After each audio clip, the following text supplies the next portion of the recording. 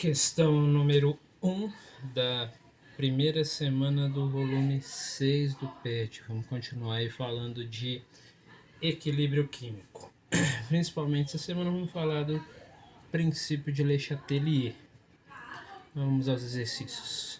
Berthollet, enquanto servia a expedição de Napoleão no Egito, observou que nas margens dos lagos salgados havia como resultado da evaporação da água da solução salina a presença de carbonato de sódio no sedimento. Carbonato de sódio é Na2CO3. Era perfeitamente conhecido o fato de que em laboratório ocorria o processo espontâneo. Então ocorria esse processo espontâneo aqui.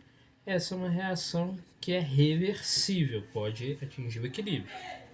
A explicação que surgiu para a ocorrência do processo inverso, então ele está falando que é o processo inverso, que ele falou que lá tinha Na2CO3, carbonato de sódio. Foi a de que a inversão era causada. Então o que pode causar a reação inversa? Então, brevemente, o que o princípio de Le Chatelier fala? Toda vez que eu tenho alguma coisa que altera o equilíbrio, o sistema ele reage no sentido de diminuir essa perturbação.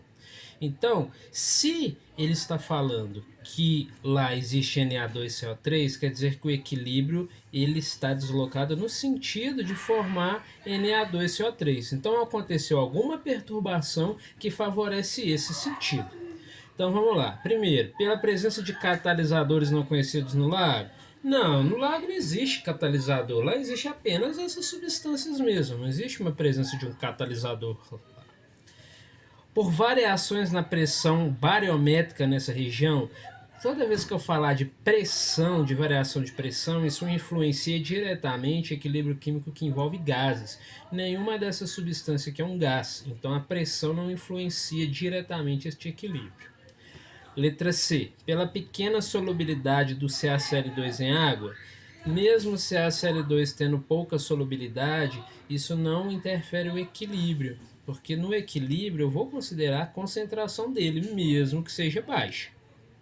Pelo grande excesso de NaCl no lago salgado, então olha só, se eu tenho um grande excesso de NaCl, o equilíbrio ele tende a deslocar no sentido de tenho muito desse, então vou deslocar para esse ser consumido. Para esse ser consumido, quem que eu formo? O Na2CO3. Então, um grande excesso de NaCl faz o equilíbrio ser deslocado no sentido de produção do Na2CO3. Pelas diminuições drásticas da temperatura durante a noite, isso aqui para a gente verificar a gente precisaria saber qual que é a